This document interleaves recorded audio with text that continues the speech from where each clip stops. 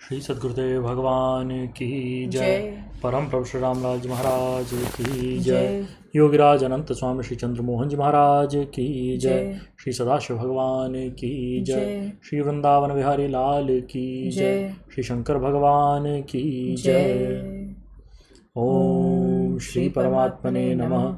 श्रीमद् भगवद गीता अथ श्री पंचदशोऽध्याय। यह श्रीमद् भगवद गीता का 15वां अध्याय पुरुषोत्तम योग है। श्री भगवान उवाच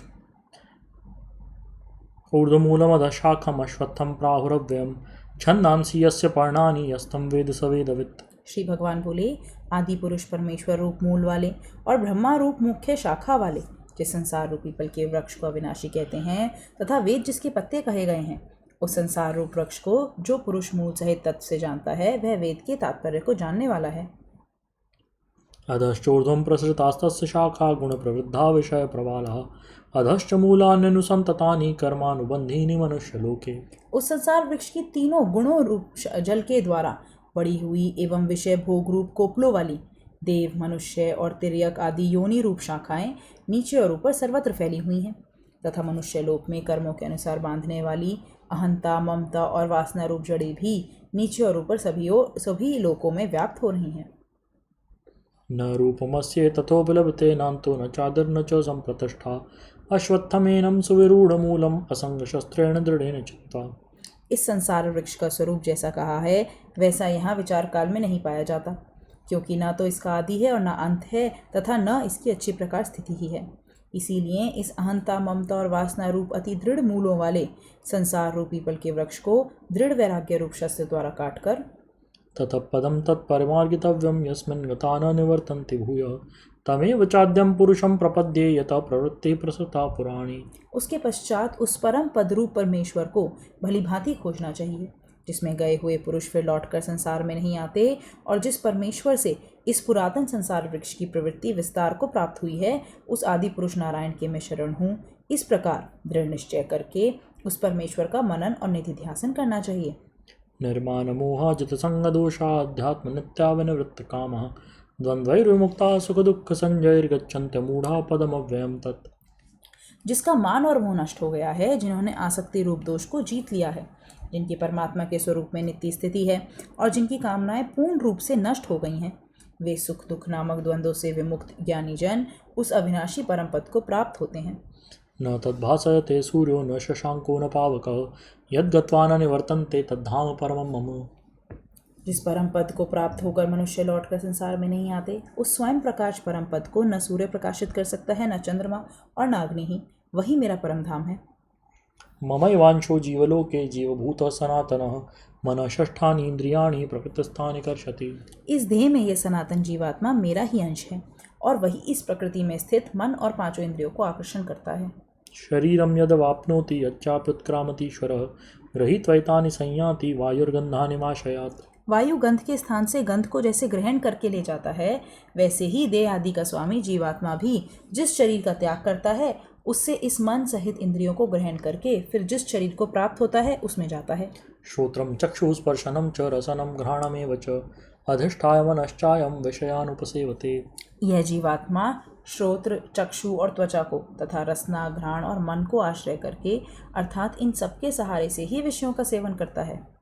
उत्क्रामन्तं स्थितं वापि भुञ्जानं वा गुणान्वितं विमूढानानुपश्यन्ति पश्यन्ति ज्ञानचक्षुषः। शरीर को छोड़कर जाते हुए को अथवा शरीर में स्थित हुए को अथवा विषयों को भोगते हुए को, इस प्रकार तीनों गुणों से युक्त हुए को भी अज्ञानी जन नहीं जानते। केवल ज्ञान रूप नेत्रों वाले विवेकशील ज्ञानी ही तत् से जानते हैं।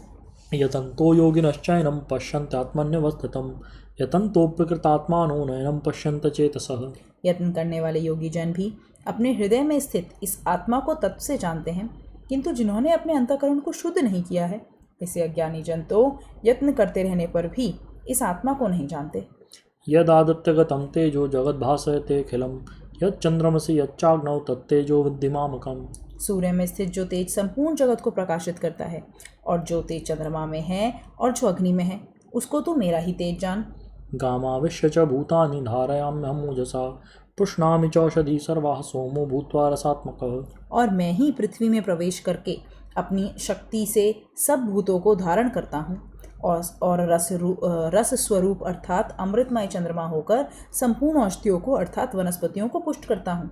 अहम वैश्वानरो भूत्वा प्राणिनां देहमाश्रितः प्राणापान समायुक्त पचाम्यन्नं चतुर्विधम्। मैं ही सब प्राणियों के शरीर में स्थित रहने वाला प्राण और अपान से संयुक्त वैश्वानर अग्नि रूप होकर 4 प्रकार के अन्न को पचाता हूँ, जो कि भक्ष्य, भोज्य, लय और चौष्य ऐसे 4 प्रकार के अन्न होते हैं। उनमें जो चबाकर खाया जाता है वह भक्ष्य है, जैसे रोटी आदि, और जो निगला जाता है वह भोज्य है, जैसे दूध आदि। जो चाटा जाता है वह लाद्य है, लेह्य है, जैसे चटनी आदि, और जो चूसा जाता है वह चौष्य है, जैसे ईक आदि। सर्वस्य चाहं हृदि सन्निविष्टो मत्तः स्मृतिर्ज्ञानमपोहनं च वेदैश्च सर्वैरहमेव वेद्यो वेदान्तकृद्वेदविदेव चाहम्। मैं ही सब प्राणियों के हृदय में अंतर्यामी रूप से स्थित हूँ और मुझ में ही स्मृति, ज्ञान और अपोहन होता है तथा सब वेदों द्वारा मैं ही जानने के योग्य हूँ तथा वेदांत का कर्ता और वेदों को जानने वाला भी मैं ही हूँ। द्वाविमौ पुरुषौ लोके क्षरश्चाक्षर एव च क्षरः सर्वाणि भूतानि कूटस्थोऽक्षर उच्यते। इस संसार में नाशवान और अविनाशी भी ये 2 प्रकार के पुरुष हैं। इनमें संपूर्ण भूत प्राणियों के शरीर तो नाशवान और जीवात्मा अविनाशी कहा जाता है। उत्तमः पुरुषस्त्वन्यः परमात्मेति तदायतः यो लोकत्रयमाविश्य बिभर्तव्येश्वरः। इन दोनों से उत्तम पुरुष तो अन्य ही है, जो तीनों लोकों में प्रवेश करके सबका धारण पोषण करता है एवं अविनाशी परमेश्वर और परमात्मा इस प्रकार कहा गया है।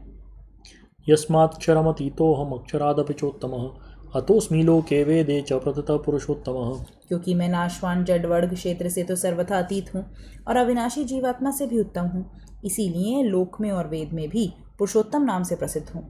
यो मामेवं सम्मूढ़ो जानाति पुरुषोत्तमं स सर्वविद भजति मां सर्वभावेन भारत। जो ज्ञानी पुरुष मुझको इस प्रकार तत्व से पुरुषोत्तम जानता है, वह सर्वज्ञ पुरुष सब प्रकार से निरंतर मुझ वासुदेव परमेश्वर को ही भजता है। इति गुह्यतमं शास्त्रमिदमुक्तं मया नघ एतद्बुद्ध्वा बुद्धिमान् स्यात् कृतकृत्यश्च भारत। हे निष्पाप अर्जुन, इस प्रकार यह अति रहस्य युक्त गोपनीय शास्त्र मेरे द्वारा कहा गया। इसको तत्व से जानकर मनुष्य ज्ञानवान और कृतार्थ हो जाता है। ओम तत्सदिति श्रीमद्भगवद्गीतासु उपनिषत्सु ब्रह्मविद्यायां योगशास्त्रे श्रीकृष्णार्जुन संवादे पुरुषोत्तम योगो नाम पंचदशोऽध्यायः। श्री कृष्ण भगवान की जय। श्री गीता माता की जय। ओम जय भगवद गीते मैया जय भगवद गीते। हरि कमल विहारिणि प्रभु कमल विहारिणि सुंदर सुपुनीते। ओम जय भगवद गीते। कर्म सुमर्म प्रकाशिनी कामासक्ति हरा मैया कामासक्ति हरा। तत्व ज्ञान विकासिनी ब्रह्म ज्ञान प्रकाशिनी वेद्या ब्रह्म परा। जय भगवद गीते। निश्चल भक्ति विधायिनी निर्मल मलहारी मैया निर्मल मलहारी।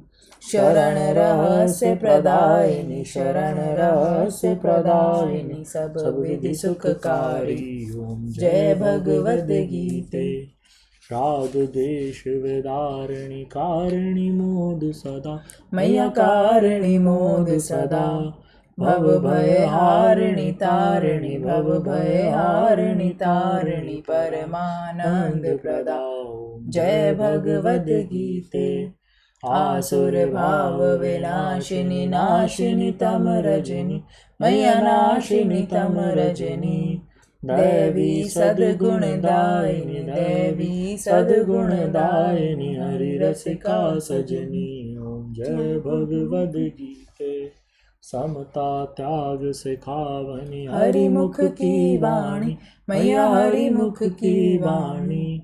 सकल शास्त्र की स्वामिनी सकल शास्त्र की स्वामिनी श्रुतियों की रानी। ओम जय भगवद गीते। दया सुधा बरसावनी मातु कृपा कीजे हे मातु कृपा कीजे।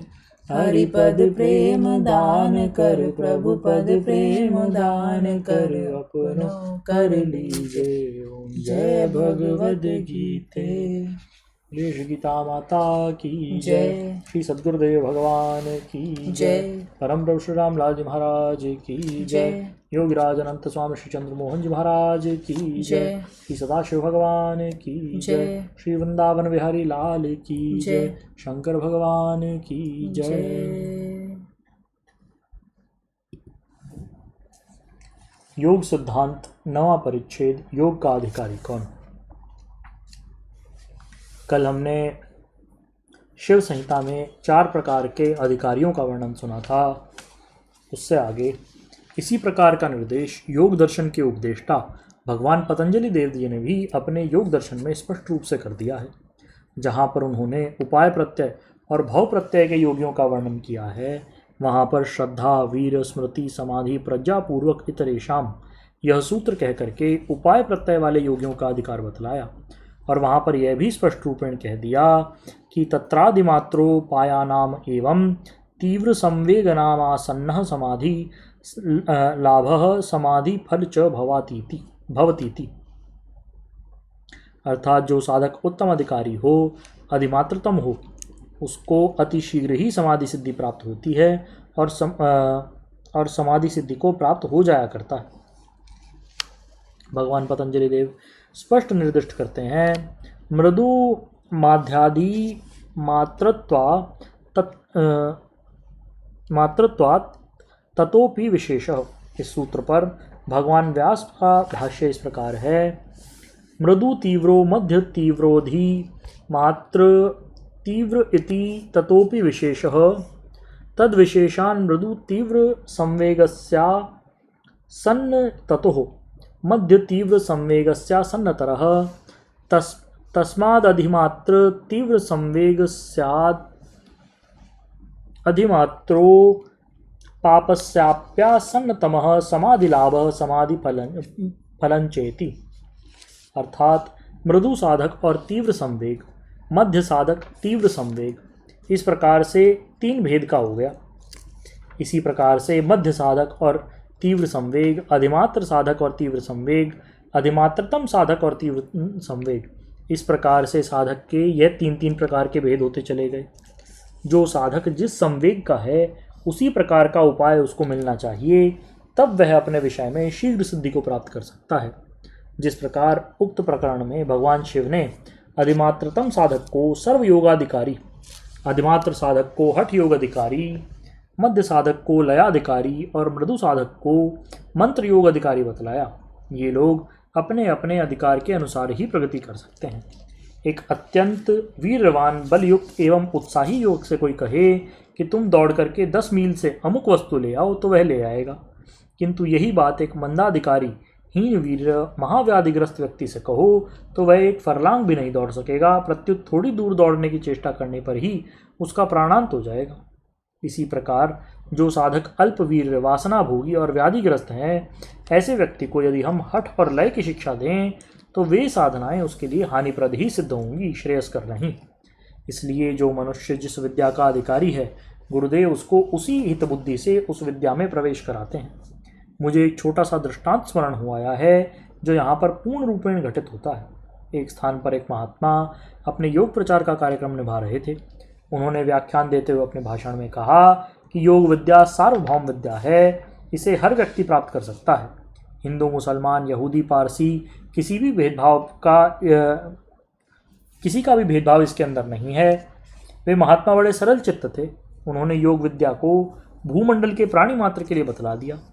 उनके कहने का यह अर्थ तो नहीं था कि उस विषय में वे मृदु, मध्य, अधिमात्रतम आदि भेदों को भी नष्ट भ्रष्ट कर देंगे, किंतु मुंडे मुंडे मतिर्भिन्ना के अनुसार हर प्राणी के मस्तिष्क में न्यारी मतियाँ होती हैं। महात्मा के व्याख्यान को श्रवण करने के अनंतर उनको सरल चित्त समझकर कुछ उच्छृंखल भाव के व्यक्तियों ने योग शिक्षा के लिए कुछ ऐसे व्यक्तियों को तैयार किया जो बिल्कुल निम्न श्रेणी के थे। विद्याहीन, वासना भोगी, जिनका परंपरागत कार्य निकृष्टतम था, वे सब लोग अपनी झाड़ू और टोकरियां उठा करके महात्मा जी के पास पहुँचे और कहा कि महात्मा जी, कल आपका व्याख्यान हमने सुना और सुनकर बड़ी प्रसन्नता हुई। उन सब ने महात्मा द्वारा कथित योग विद्या पर प्रत्येक व्यक्ति का अधिकार विषय कह करके स्वयं को योगाभ्यास का इच्छुक बतलाया। महात्मा ने उत्तर दिया कि हमें बड़ी प्रसन्नता है। तुम लोग इस वट वृक्ष के नीचे बैठो और एकाग्र चित्त होकर के हरे राम राम राम हरे हरे, हरे कृष्ण कृष्ण कृष्ण हरे हरे कलिसंतराण उपनिषद में कहे गए इस महामंत्र का 2 घंटे अनवरत जप करो। ऐसा करने पर तुम धीरे धीरे उच्चतम योग शिक्षा के अधिकारी बन जाओगे। किंतु वे लोग वस्तुतः योग शिक्षा प्राप्त करने की इच्छा से आए ही नहीं थे। उन लोगों का लक्ष्य तो केवल इतना था कि महात्मा जी हमें योगोपदेश करेंगे या नहीं। जब उन लोगों को इस महामंत्र का उपदेश हुआ तो उन्होंने उत्तर दिया कि ये राम राम का मंत्र तो हम पहले ही जानते हैं, सारा संसार ही जानता है।